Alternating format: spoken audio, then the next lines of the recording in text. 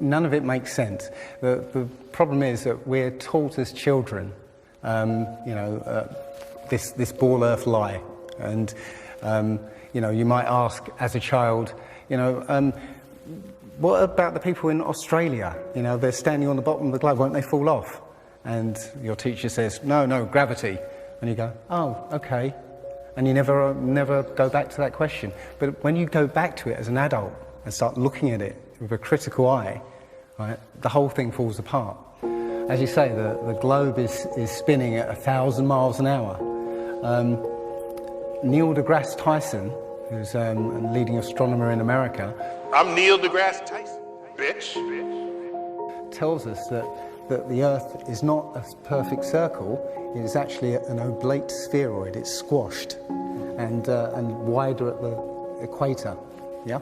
So Earth, throughout its life, even when it formed, it was spinning, and it got a little wider at the equator than it does at the poles. So it's not actually a sphere.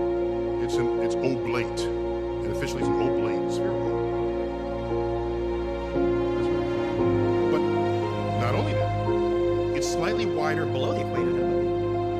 A little chubbier. Yeah, chubby's a good word. It's like pear-shaped. So my question to him would be, why is there land at the equator?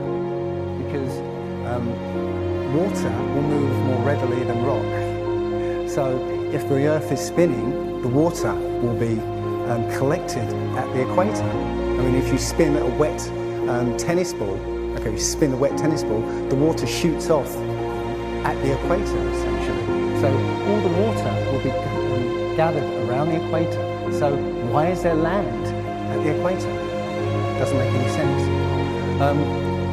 The other thing that's about the spinning Earth is looking at the stars. Now, directly above the axis of spin is the pole star, Polaris, directly over the North Pole.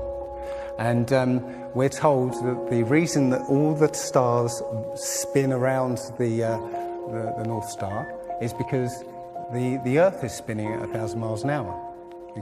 Seems to make sense, because if you put a long exposure camera pointing at the North Star, you'll see the stars will make perfect circles around, perfect star trails. The only problem is the Earth is also orbiting the Sun at 67,000 miles an hour. The Sun is moving, dragging the Earth and all the planets up that way or that way at 600,000 miles an hour. So why do we see perfect circles? Because that's the slowest speed, that's slowest motion in that mix, and yet the Earth is moving 67 times faster that way and 600 times faster that way. So you should see the stars do all sorts of strange motions, but you don't. You only see them make these perfect circles. That tells me that it's the stars that are moving, not the Earth.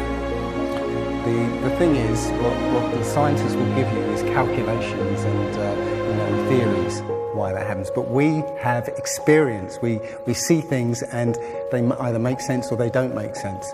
What the scientists do is substitute our common sense and our intuition for calculations and theory. And we're supposed to believe the calculations rather than what we experience ourselves. There was a famous experiment back in the 1800s in England called the Bedford Levels experiment. Now, the Bedford Levels is a canal that is perfectly straight for 6 miles. So what a chap called Samuel Rowbotham did was he took a telescope, put it in the water about 8 inches above the water, and he had a friend in a rowboat with a flag on the back, row all the way to the other end, and he was able to see the flag on the back of the rowboat the whole distance. Now, according to spherical trigonometry, the curve of the Earth is 8 inches per mile squared.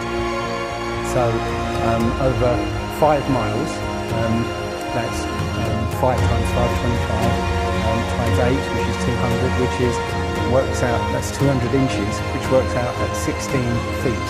That means the boat should have been 16 feet below the horizon. You shouldn't have been able to see the boat. Now, you know, the scientists will say, oh, refraction and this and light bending around the Earth and stuff. But the fact is, you know, it's perfectly flat.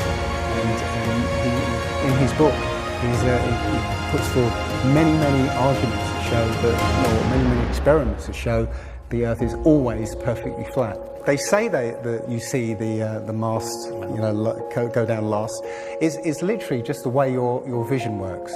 Yeah, it's perspective and atmospherics basically. The limit of your vision is supposedly 3 miles, and then after 3 miles you're supposed to see the boat start to go over the horizon. It's funny that Neil deGrasse Tyson again says that, explains that you can't see the curvature of the Earth from a plane. He says this, you can't see the curvature of the Earth from a plane because you're not high enough. The Earth is so big that you can't get high enough to see the curvature.